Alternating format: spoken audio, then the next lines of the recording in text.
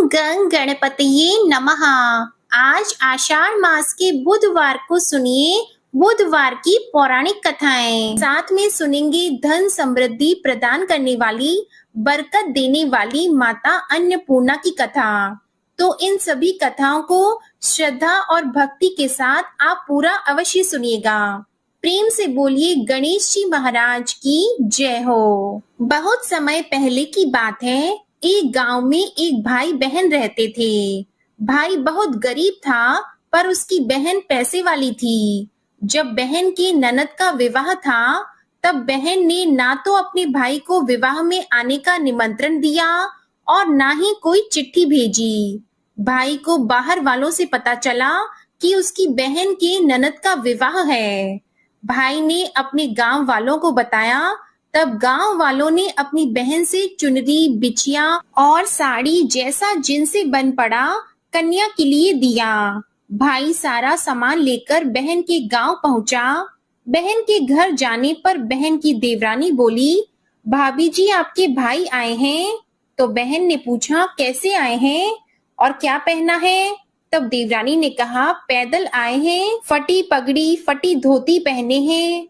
तो बहन बोली, मेरे ससुर हवेली के सामने दुकान में बैठे हैं, मुझे शर्म आती है। भाई को बोलो पीछे के दरवाजे से आए। भाई के आते ही बहन ने भाई को एक कमरे में बंद कर बाहर से ताला लगा दिया। एक तरफ लड़की का विवाह हो रहा था, गाजे बाजे बज रहे थे, अतिथियों को भोजन कराया जा रहा था, और दूसरी तरफ भाई को कोई भी पानी तक पूछने वाला नहीं था। तभी भांजे की बहू को दया आई और उसने दरवाजा खोल दिया। दरवाजा खुलते ही भाई वहां से भागा। 2 दिन के भूखे प्यासे रहने के कारण उसे चक्कर आने लगे। रास्ते में एक गणेश जी का मंदिर था, वहां जाकर वो गिर गया और रोते रोते गणेश भगवान को अपनी व्यथा सुनाई और बोला, हे गणेश जी महाराज, आज मेरी गरीबी के कारण से मेरी सगी बहन ने मुझे धिक्कार दिया। घर जाने पर मेरी पत्नी, मेरे बच्चे जब पूछेंगे कि विवाह से क्या मिठाई लेकर आए हो, तो मैं क्या जवाब दूंगा? तब गणेश जी को उस पर दया आ गई और गणेश जी भगवान बोले, मेरे बगीचे से ककड़ी और तरबूज तोड़कर ले जा। तब भाई ने ककड़ी तोड़कर झोला भर लिया और अपने घर गया। घर जाते ही बच्चों ने पूछा, पिताजी, बुआ के यहाँ से हम लोगों के लिए क्या लाए हो? झोला खोलते ही छोटे तरबूज सोने के गेंद में बदल गए, बाकी तरबूज काटने से हीरे मोती निकले। पत्नी बोली, आप बहन के घर से इतना कुछ क्यों लाए? आपकी बहन ने हम लोगों को बहुत ज्यादा दे दिया है। भाई ने कुछ भी जवाब नहीं दिया। गणेश भगवान की कृपा से उनके दिन बदल गए। भाई का काम धंधा जोरों से चलने लगा। धीरे धीरे गहने, कपड़े, रहने के लिए मकान बन गए। पत्नी बोली, एक बार ननद जी को बुलाकर लाओ। तो भाई ने नए कपड़े, नए जूते पहनकर रथ में बैठकर बहन को लेने गया। देवरानी बोली, भाभी जी आपके भाई आए हैं। बहन ने पूछा, कैसे आए हैं और क्या पहना है? तब देवरानी बोली, रथ में बैठकर खूब ठाट बाट से आए हैं।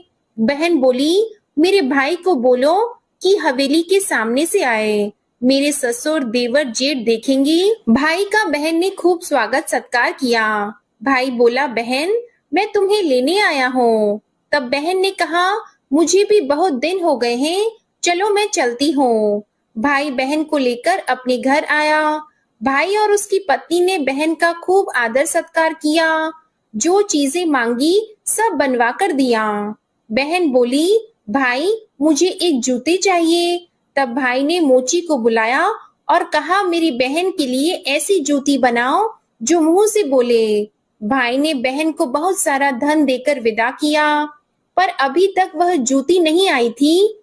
बहन रवाना होने लगी, तभी मोची जूतियां लेकर आया। बहन की जूती पहनते ही जूतियां बोली, निर्धन भाई की पैसे वाली बहन, गणेश जी का बगीचा नहीं होता तो आज क्या करती? बहन तब भाई की पत्नी से पूछने लगी, यह कहाँ से आवाज आ रही है? तभी भाई ने कहा, सुबह का समय है, कोई जीव जंतु बोल रहे होंगे। भाई ने घोड़े गाड़ी को जल्दी जाने को कहा। बहन के जाते ही पत्नी जिद करके बैठ गई कि जूतियां क्या बोल रही थी। तब पति ने अपनी पूरी आप बीती सुनाई कि कैसे बहन ने मुझे 2 दिन भूखा रखा, कमरे में बंद कर दिया था। भांजे की बहू ने दरवाजा खोला, तब मैं बाहर आया और गणेश जी के शरण में जा पहुंचा। गणेश जी की कृपा से हमारे दिन बदले हैं। उसने अपनी पत्नी को सारी बातें बताई। तब पत्नी बोली, अगर मुझे मालूम होता तो मैं आपकी बहन को कुछ नहीं देती। मेरा दिया हुआ सब कुछ वापस लेकर आओ। तब पति बोला, गणेश भगवान ने हमें सब दिया है। अगर वह मुझे भूखा प्यासा कमरे में बंद नहीं करती तो मैं गणेश भगवान के मंदिर में क्यों जाता? क्या मैं गणेश जी को अपना दुखड़ा सुनाता? तुम अपना मन मैला मत करो और अपने पर तो गणेश जी की कृपा है और किस चीज की कमी है। फिर दोनों गणेश जी के आगे झुककर प्रणाम करते हैं और जयकारा लगाते हैं। हे गणेश जी महाराज, जैसी कृपा आपने गरीब भाई पर की, वैसे ही अपने सभी भक्तों पर अपनी कृपा बनाए रखना। तो प्रेम से बोलिए गणेश जी महाराज की जय हो। आइए अब सुनते हैं गणेश जी महाराज की अगली पौराणिक कथा। एक बार देवी तुलसी विवाह हेतु वर ढूंढने के लिए तीर्थ यात्रा पर निकली थी और ढूंढते ढूंढते वह गंगा किनारे पहुंच गई। उस समय गणेश भगवान गंगा किनारे तप कर रहे थे। उन्हें देखते ही देवी तुलसी उन पर मोहित हो गई और उनके मन में गणेश भगवान से विवाह की इच्छा उत्पन्न हुई। फिर देवी तुलसी ने गणेश जी के पास जाकर उनका ध्यान भंग कर दिया। आंखें खोलने के बाद गणेश भगवान के सामने देवी तुलसी खड़ी थी, लेकिन सामने एक स्त्री है, इसलिए अपने क्रोध को नियंत्रण में रखकर गणेश भगवान ने पूछा, आप कौन है देवी और मेरा ध्यान भंग करने का क्या कारण है? तो जवाब में देवी तुलसी ने अपने परिचय के साथ गणेश जी से विवाह की बात कर ली। उत्तर में गणेश भगवान जी बोले, देवी मैं ब्रह्मचारी हूँ, इस वजह से मैं विवाह नहीं कर सकता। अपने विवाह प्रस्ताव के लिए ना सुनने के बाद देवी तुलसी क्रोधित हो गई और उन्होंने गणेश जी को श्राप दे दिया कि उनका ब्रह्मचर्य टूटेगा और उनके 2 विवाह होंगे। इस बात पर गणेश भगवान भयंकर क्रोधित हो उठे, क्योंकि एक तो वह स्त्री है, इसलिए ध्यान भंग करने पर भी गणेश जी ने कुछ नहीं कहा और इतनी विनम्रता से बात करने पर भी उन्हें श्राप दिया गया। फिर गणेश जी ने भी देवी तुलसी को श्राप दे दिया कि तुम्हारा विवाह शंखचूर्ण नाम के असुर के साथ होगा। एक देवी होकर भी उनका विवाह एक राक्षस से होगा। यह जानकर देवी तुलसी विचलित हो गईं और विनायक जी से इस कठोर श्राप से मुक्ति दिलाने की क्षमा याचना करने लगी। फिर गणेश जी को तुलसी देवी पर दया आ गई। वे बोले कि मेरा श्राप तो बदल नहीं सकता, वह तो सच होकर ही रहेगा, लेकिन अगले जन्म में तुम एक पेड़ बनोगी और भगवान महाविष्णु जी को अत्यंत प्रिय होंगी। उनकी पूजा में भी तुम्हारा एक महत्वपूर्ण स्थान होगा और कलयुग के इंसानों को तुम मोक्ष का मार्ग दिखाओगी। लेकिन तुमने मेरा तप भंग किया है और मुझे ब्रह्मचारी होकर भी 2 विवाह का श्राप भी दिया है, इसलिए मेरी किसी भी प्रकार की पूजा में तुम निषिद्ध रहोगी। इस प्रकार देवी तुलसी गणेश भगवान की पूजा में निषिद्ध हो गई। प्रेम से बोलिए गणेश भगवान की जय। आइए सुनते हैं गणेश जी के विवाह की कथा। भगवान गणेश का मुख हाथी का है और एक दांत भी टूटा हुआ है। इन्हीं 2 कारणों की वजह से उनका विवाह नहीं हो पा रहा था। इस बात से गणेश जी महाराज अक्सर नाराज रहा करते थे। एक दिन एक देवता के आग्रह पर विनायक जी उसके विवाह में अपनी उपस्थिति दर्शाने गए। विवाह स्थल पर पहुंचने के बाद कुछ देवताओं ने मिलकर गणेश भगवान का समय पर विवाह न होने के कारण उपहास किया, जिससे गणेश जी बहुत ही अधिक नाराज हो गए। उसी दिन उन्होंने ठान लिया कि जब तक मेरा विवाह नहीं होता तब तक मैं किसी भी देवता का विवाह नहीं होने दूंगा। गणेश भगवान के पास विवाह और अन्य संदेश लाने का काम उनके प्रिय वाहन मूषक राज करते थे। अब मूषक राज जब भी किसी देवता के विवाह का समाचार लाते, तब गणेश जी उसे आदेश देते और मूषक राज अपनी सेना के साथ जाकर उस विवाह के मंडप को गिराकर तहस नहस कर देते और बारातियों को भी भगा देते। इस तरह गणेश जी और मूषक राज की मिली भगत की वजह से किसी भी देवता का विवाह नहीं हो पा रहा था। गणपति जी के व्यवहार से तंग आकर सभी देवी देवता भगवान शिव और माता पार्वती जी के पास पहुंच गए और इस विराट समस्या का समाधान मांगने लगे। भगवान शिव और माता पार्वती ने कहा कि इसका हल तो आपको केवल ब्रह्मदेव जी के पास ही मिल सकता है। कृपया करके आप ब्रह्मलोक को जाएं। तब माता पार्वती और महादेव जी को प्रणाम करके सभी देवी देवता ब्रह्मा जी के पास प्रकट हुए। देवताओं की समस्या को ठीक से सुनने के बाद ब्रह्मा जी ने अपनी योग शक्ति से 2 कन्याओं का निर्माण किया। कन्याओं का नाम था रिद्धि और सिद्धि। वह दोनों ब्रह्मा जी की मानस पुत्रियां थीं। उन्हें लेकर ब्रह्मा जी गणेश महाराज के पास गए और उनसे अपनी पुत्रियों को ज्ञान एवं शिक्षा प्रदान करने का निवेदन करने लगे। ब्रह्मा जी का मान रखने के लिए एकदंत भगवान ने रिद्धि और सिद्धि को शिक्षा देना आरंभ किया।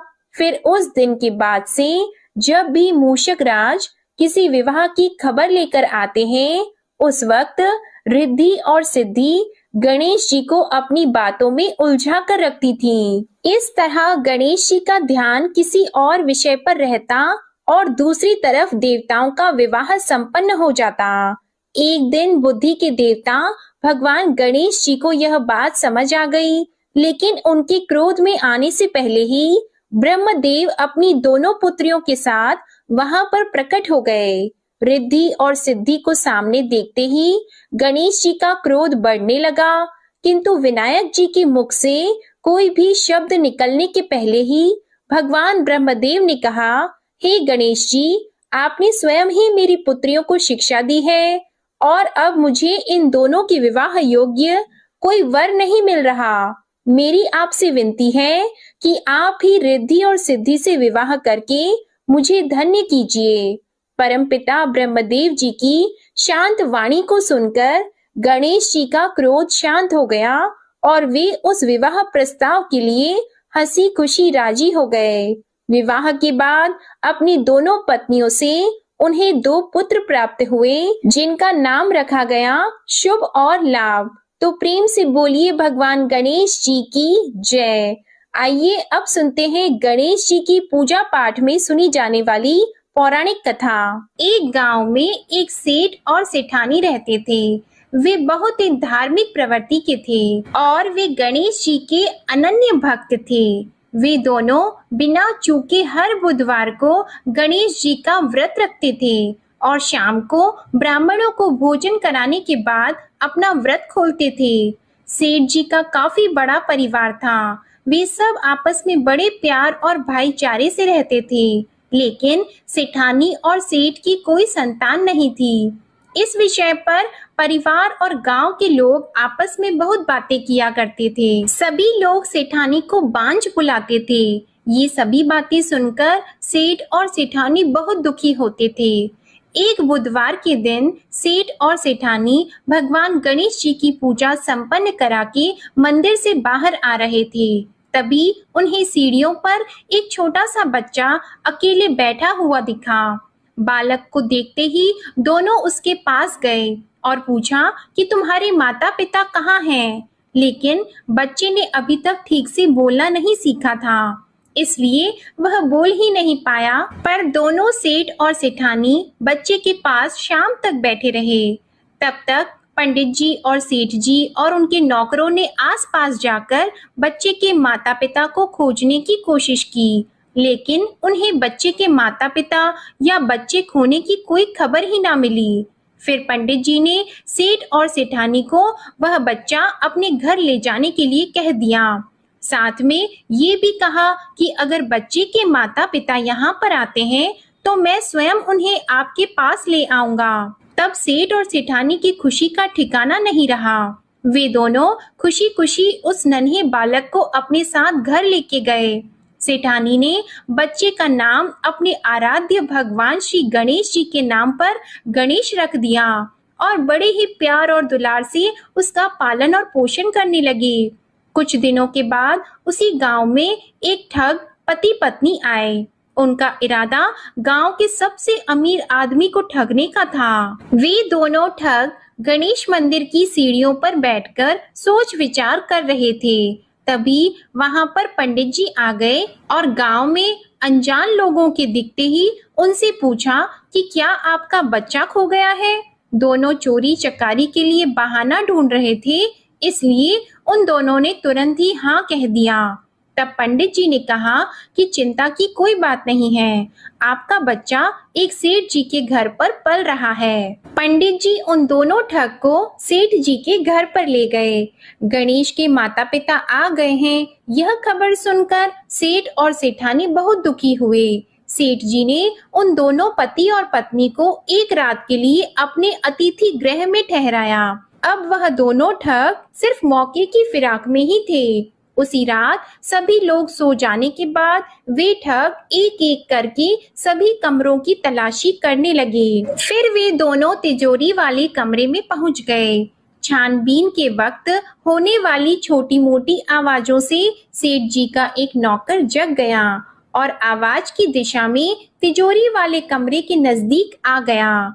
उसने चुपके से अंदर जब झांक कर देखा तो दोनों ही मेहमान कीमती सामान चुरा रहे थे।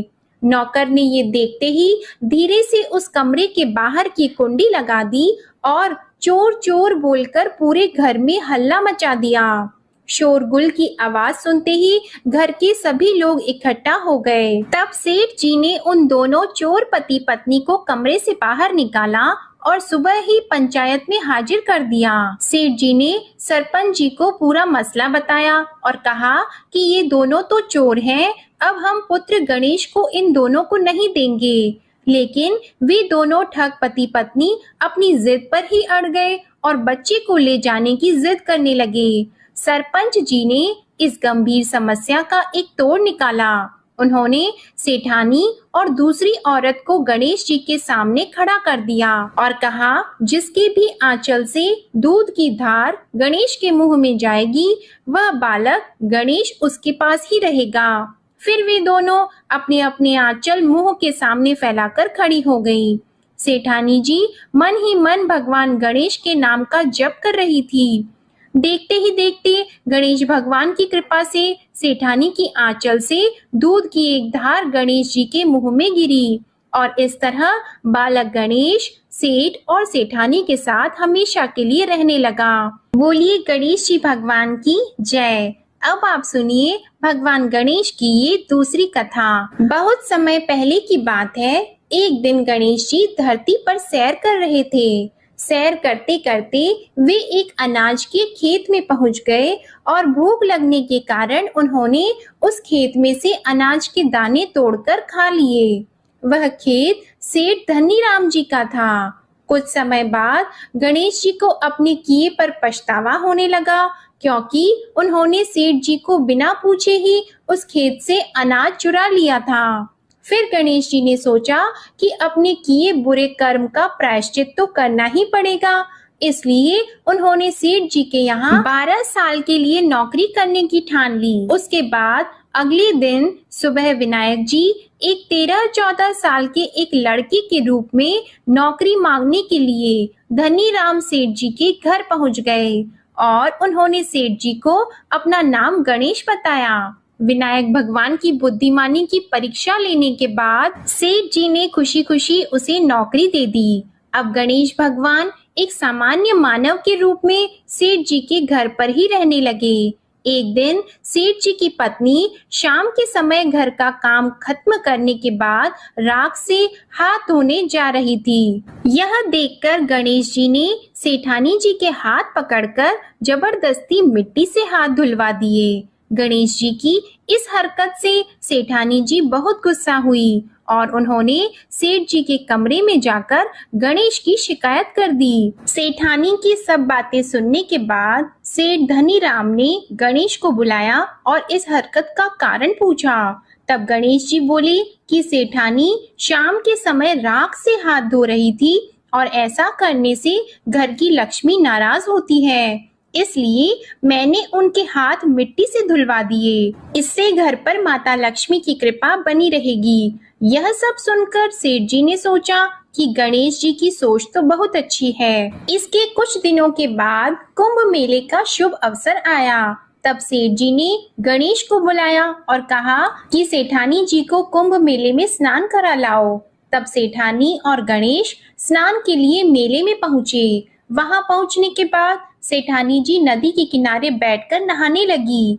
उन्हें ऐसा करते देखकर गणेश दौड़कर आए और सेठानी जी के दोनों हाथ पकड़कर उन्हें नदी के अंदर लेकर गए, उनसे पानी में डुबकी लगवाई और फिर किनारे पर ले आए। अब गणेश की इस हरकत से तो सेठानी को बहुत गुस्सा आया। सेठानी जी घर आते आते पूरे रास्ते गणेश को ताने मारने लगी, लेकिन गणेश भगवान सब कुछ शांति से सुन रहे थे। घर आते ही सेठानी ने सेठ जी के पास फिर से खड़े होकर शिकायत की। तब सेठ जी ने फिर से गणेश को बुलाया और पूछा कि तुमने ऐसा क्यों किया। गणेश जी बोले, सेठ जी, सेठानी जी नदी के किनारे बैठकर गंदे पानी से नहा रही थी, तो मैंने उन्हें नदी में ले जाकर साफ पानी में डुबकी लगवाई। ऐसा करने से उन्हें अगले जन्म में बहुत बड़ा राजपाट और वैभव मिलेगा। सेठ जी ने सोचा कि गणेश के विचार तो बहुत अच्छे हैं, मेरे परिवार का भला सोचता है। कुछ दिनों के बाद सेठ जी के घर पर पूजा थी। पंडित जी आने के बाद में सेठ जी ने गणेश से कहा, जाओ और सेठानी को बुलाकर लाओ। सेठ जी के आज्ञा के अनुसार गणेश जी सेठानी को बुलाने गए। उस वक्त सेठानी काली चुन्नी ओढ़कर कमरे से बाहर आ रही थी।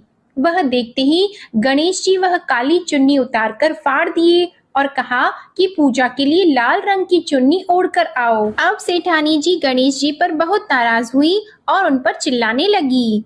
इस आवाज को सुनकर सेठ जी वहां पर भागते हुए आए और पूछा कि क्या हुआ।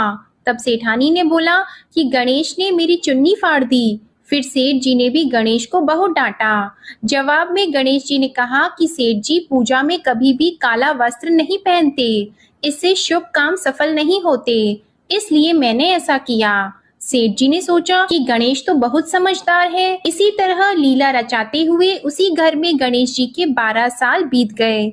फिर एक दिन सेठ जी ने नया कारोबार शुरू करने से पहले घर में पूजा रखी थी। पूजा करते करते सेठ जी को याद आया कि पूजा की सामग्री में गणेश भगवान की मूर्ति तो है ही नहीं। तब उन्होंने अपने नौकर गणेश को पूजा घर से भगवान विनायक जी की मूर्ति लाने के लिए कहा। तब गणेश बोला कि मुझे ही मूर्ति समझकर आप पूजा में विराजमान कीजिए, आपके सारे शुभ काम सफल हो जाएंगे।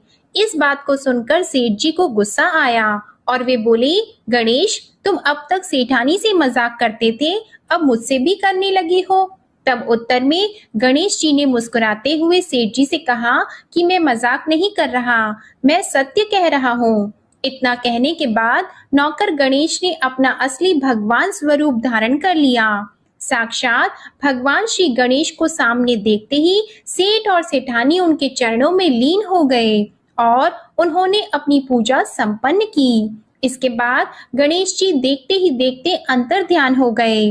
बाद में सेठ और सेठानी को बहुत पछतावा होने लगा कि स्वयं भगवान हमारे घर नौकरी कर रहे थे और हमने उनके साथ कितना बुरा व्यवहार किया, उनसे बहुत सारा काम कराया।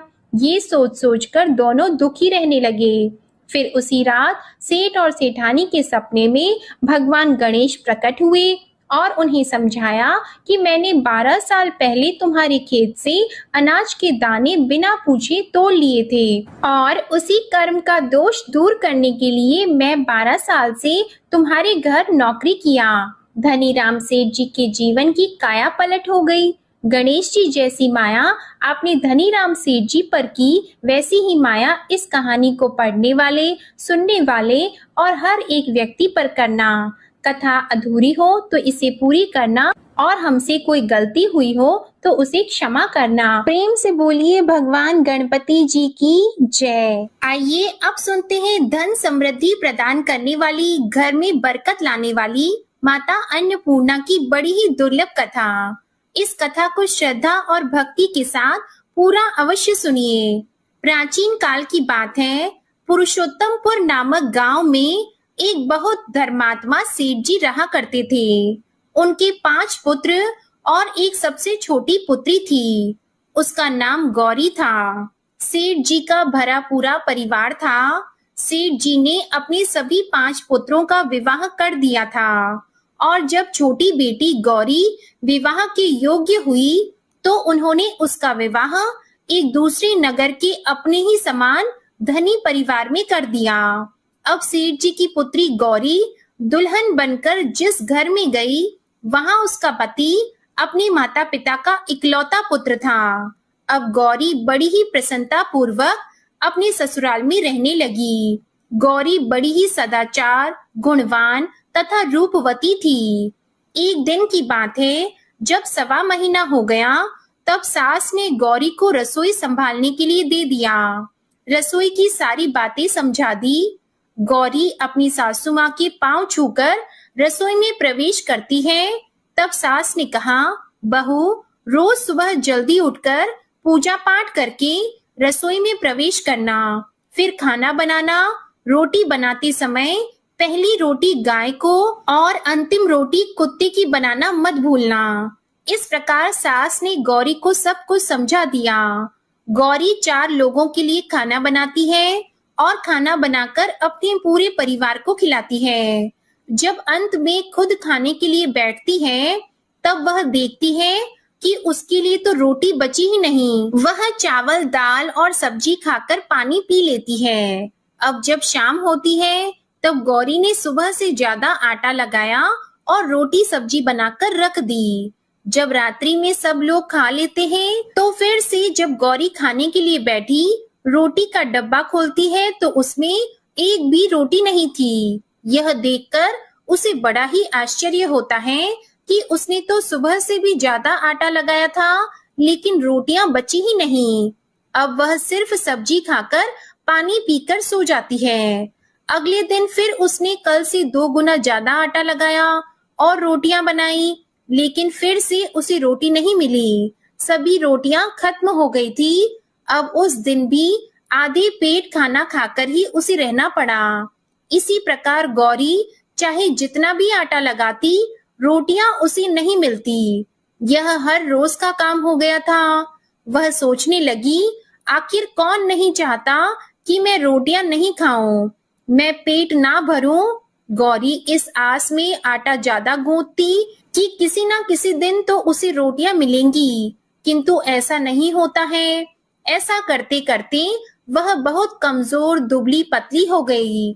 तो दोस्तों, ऐसे ही एक दिन की बात है, जब गौरी रसोई में सब्जियां काट रही थी, तो गलती से चाकू से उसका हाथ कट जाता है और वह रोटियां नहीं बना पाती। तो उसकी सासू माँ ने कहा, बहू रहने दो, आज मैं रोटियां बना देती हूँ। तो गौरी ने कहा, नहीं सासू माँ, आप आटा लगा दीजिए, मैं रोटियां बना दूंगी। तो दोस्तों, उस दिन सासू माँ ने आटा लगाया और फिर बहू को दिया। बहू रोटियां बनाकर रख देती है। घर के सभी सदस्य रात के समय जब खाना खाने लगते हैं, सब लोग जब खाना खा लेते हैं, तब बारी आती है गौरी की। तो वह बहुत दुखी मन से खाना खाने बैठती है। वह सोचती है, आज तो सासू माँ ने आटा गूंथा है, वह भी बहुत कम। आज तो मेरे लिए रोटियां बची ही नहीं होंगी। यह सोचकर बहू मन ही मन बहुत दुखी होती है। किंतु जब वह रोटी के डिब्बे को खोलती है, तो उसने देखा कि उसमें 4-5 रोटियां पड़ी हैं। यह देखकर बहू बहुत खुश होती है। अब क्या था, ऐसे ही 7 दिनों तक बहू की सासू माँ आटा गूंथने लगी और बहू रोटियां बनाती थी। बहू को रोज रोटियां मिलने लगी। इन 7 दिन बहू ने भर पेट खाना खाया। जब 8वां दिन आया तो बहू का हाथ भी ठीक हो गया था। तब सासू माँ ने कहा कि गौरी बेटा, क्या मैं आज आटा गूंथ दूं या फिर तुम आटा गूंथ लोगी? तब गौरी ने कहा, नहीं माँ, मेरा हाथ अब ठीक हो गया है, मैं आटा गूंथ दूंगी। उस दिन गौरी ने आटा गूंथा और रोटियां बनाई, सबको प्रेम पूर्वक खाना खिलाया। जब उसके खाने की बारी आई तब उसने देखा कि रोटी के डिब्बे में तो रोटी है ही नहीं, पूरी रोटी खत्म हो गई। यह देखकर वह गौरी बहुत ही आश्चर्य में पड़ जाती है। वह सोचती है, जब तक सासू माँ ने आटा लगाया तब तक तो मुझे रोटियां मिलती थी, लेकिन जब से मैं आटा गूंथने लगी तो मुझे रोटियां ही नहीं मिलती, जबकि सासू माँ मुझसे बहुत ही कम आटा गूंथी थी। इसके बाद भी पूरा परिवार उसमें खा लिया करता था। ऐसी क्या बात है? यह सारी बातें सोचकर गौरी बहुत ही परेशान हो जाती है और दिन भर दुखी रहती थी। एक दिन की बात है, गौरी के पति ने गौरी से पूछा कि गौरी, तुम इतना उदास क्यों रहती हो? इतना सारा धन संपत्ति सब तुम्हारा ही तो है, तुम्हें रोकने टोकने वाला कोई नहीं है, तुम अपने मन से अपनी पसंद का भोजन बनाकर खाती हो, तुम दिन प्रतिदिन इतनी कमजोर कैसे होती जा रही हो? गौरी ने लाज और संकोच से अपने पति को कुछ नहीं बताया। तब उसके पति ने सोचा कि शायद उसकी पत्नी को उसके माता पिता की याद आ रही है, इसलिए अगले दिन गौरी का पति अपने माता पिता से कहता है कि पिताजी, मुझे लगता है कि गौरी को उसके माता पिता की याद आ रही है, मैं उसे उसके मायके ले जाकर सबसे मिलवा लाता हूँ। अपने बेटे की बात सुनकर गौरी की सास ससुर तैयार हो जाते हैं और उसे जाने की अनुमति दे देते हैं और कहते हैं, बेटा, यदि बहू को अपने माता पिता से मिलकर प्रसन्नता होती है तो अवश्य ही तुम उसे उसके मायके ले जाओ। अब गौरी का पति अपनी पत्नी को लेकर उसके मायके जाता है। दामाद और बेटी को देखकर उनका बहुत ही आव भगत होता है। तरह तरह के व्यंजन बनाए जाते हैं, उन्हें खिलाए जाते हैं, बहुत सेवा सत्कार होता है। उसी दिन रात्रि में समय मिलने पर गौरी की माँ ने अपनी बेटी को कोने में ले जाकर पूछा, बेटी, तुम इतनी दुबली पतली कैसे हो गई? तुम तो बहुत ही कमजोर दिख रही हो। क्या बात है? तुम्हें कौन सी बात खाई जाती है? क्या तुम्हारे ससुराल वाले तुम्हारी चिंता नहीं करते, तुम्हें दुख देते हैं, या ऐसी कौन सी बात है जिससे तुम्हारी यह दशा हो गई है? अपनी माँ की बात सुनकर गौरी अपनी सारी परेशानी, सारी चिंताएं सब कुछ बताती है। अपनी बेटी की बात सुनकर गौरी की माँ ने कहा, बेटी, हमें लगता है माता अन्नपूर्णा तुमसे नाराज हो गई है। इस विषय में तो मैं कुछ नहीं कर सकती, क्योंकि तुम्हारे ससुराल में हमारा बोलने का कोई अधिकार नहीं है। इसलिए मैं तो कहूंगी कि तुम यहाँ से जाने के बाद इस विषय में अपनी सास और ससुर से बात करना, वही कुछ हल बताएंगे और तुम्हारी समस्या का समाधान होगा। बेटी, माँ अन्नपूर्णा जिससे नाराज होती है उसके साथ ऐसा ही होता है। अब अपनी माँ की बातें सुनकर गौरी निश्चय करती है कि वह सारी बातें अपनी सासू माँ से कहेगी। अब जब सुबह का समय होता है तो गौरी अपने माता पिता से विदाई लेकर अपने ससुराल आ जाती है और ससुराल आने के बाद वह अपने सास ससुर और पति से सारी बातें कह सुनाती है।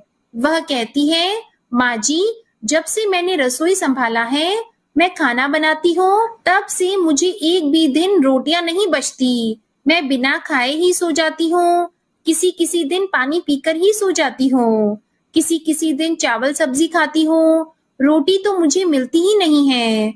और माँ जी, आपको याद है मेरा हाथ कटा था, तब आप उस समय आटा गूंथा करती थी और वह भी बहुत कम, फिर भी मेरे लिए रोटियां बचा करती थी और मैं भर पेट खाना खाती थी। लेकिन अब जब मेरे हाथ का घाव ठीक हो गया, तब से मैं फिर से आटा गूंथने लगी और रोटियां बनाने लगी। अब मेरे लिए फिर से रोटियां नहीं बचती, मैं आधी पेट ही खाना खाती हूँ। अपनी बहू की बातें सुनकर सास को सब कुछ समझ में आ गया।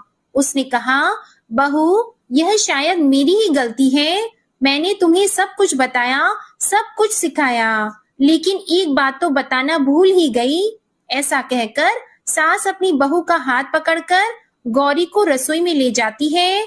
एक परात में आटा निकालकर उस आटे को अच्छे से गूंथती है। गूंथने के बाद उस गूंथे हुए आटे पर अपनी उंगलियों की 5 छाप लगा देती है और कहती है कि बहू, यह माँ अन्नपूर्णा का छाप होता है, उनका चिन्ह माना जाता है।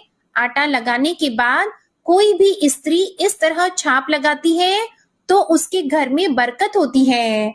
इसका अर्थ यह है कि माँ अन्नपूर्णा की कृपा सभी परिवार वालों पर बरसे और कोई भी सदस्य भूखे पेट न सोए। बहू, मैं तुम्हें ऐसा बताना भूल गई। तुम आटा लगाते वक्त आटे पर अपनी 5 उंगलियों का छाप छोड़ देना और माँ अन्नपूर्णा तुम्हारे ऊपर अवश्य ही कृपा करेंगी। तुम कभी भी खाली भूखे पेट नहीं सोगी। यह बरकत का चिन्ह होता है। अब अपनी सासू माँ की बात सुनकर बहू हर रोज आटा गूंथती और फिर उस पर अपनी 5 उंगलियों की छाप छोड़ देती और फिर रोटियां बनाती। अब बहू को हर रोज रोटियां मिलने लगी। वह भर पेट भोजन करने लगी और स्वस्थ भी हो गई। माँ अन्नपूर्णा की कृपा उस पर बरसने लगी। उसके हाथ में माँ अन्नपूर्णा का वास हो गया। घर पर कोई भी सदस्य भूखा नहीं रहता और जो कोई मेहमान आता या कोई भी भीख मांगने के लिए भिक्षुक आता, उसे भी वह खाना खिलाकर ही घर से विदा करती। इस प्रकार बहू के ऐसा करने से उसके घर में बरकत होने लगी, अन्न की वर्षा होने लगी। तो प्रिय भक्तजनों, आटे को गूंथ कर उस पर 5 उंगलियों का छाप लगाना हमारी पुरानी परंपरा है। यह माता लक्ष्मी जी और माता अन्नपूर्णा का चिन्ह माना जाता है। ऐसा करने से माता अन्नपूर्णा सदा प्रसन्न रहती है और घर वालों पर अपनी कृपा दृष्टि बनाए रखती है। हमारे पूर्वजों से लेकर अब तक यह परंपरा चली आ रही है। सभी माताएं बहनें अपनी 5 उंगलियों की छाप आटे पर अवश्य ही लगाती हैं और माँ अन्नपूर्णा से प्रार्थना करती है कि सबका पेट भरना, सबका कल्याण करना और घर में अन्न धन की वर्षा करना। तो प्रेम से बोलिए अन्नपूर्णा माता की जय। ओम नमः शिवाय। जय माता दी, जय भोलेनाथ। ओम श्री गणेशाय नमः। आज की कथाएं अगर आपको पसंद आती हैं तो हमारे चैनल को सब्सक्राइब करके बेल आइकन जरूर प्रेस करिएगा और वीडियो को लाइक कीजिएगा। कमेंट में गणेश भगवान और अन्नपूर्णा माता की जय भी जरूर लिखिएगा। इसी के साथ आज आप हमारे चैनल पर आषाढ़ मास महात्म्य की कथाओं को भी जरूर सुनिएगा। प्रेम से बोलिए गौरी पुत्र गणेश भगवान की जय।